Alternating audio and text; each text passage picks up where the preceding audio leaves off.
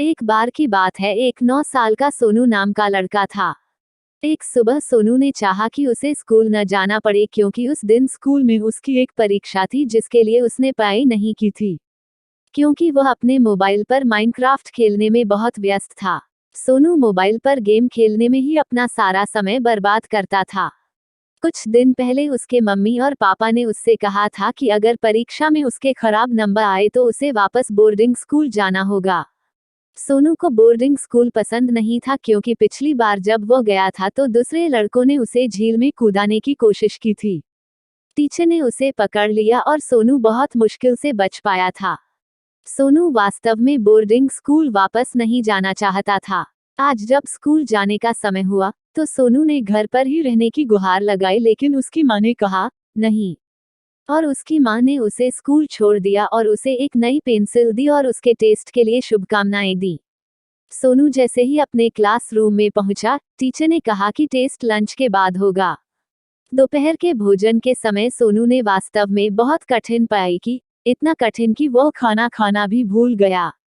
दोपहर के भोजन के बाद सोनू वास्तव में भूखा था, वह केवल भोजन के बारे में सोच रहा था।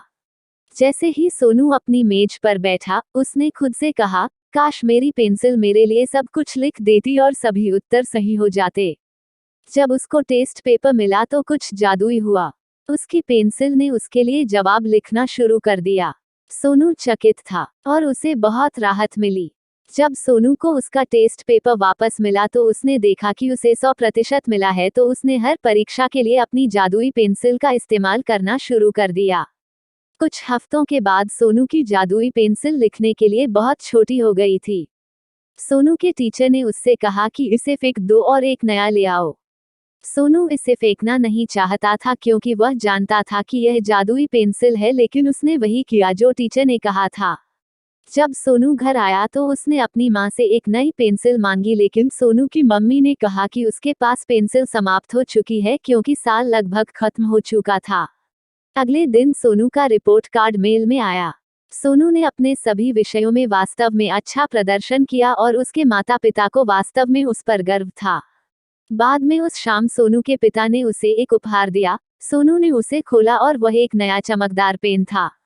सोनू को उम्मीद थी कि यह भी एक जादुई पेन होगा।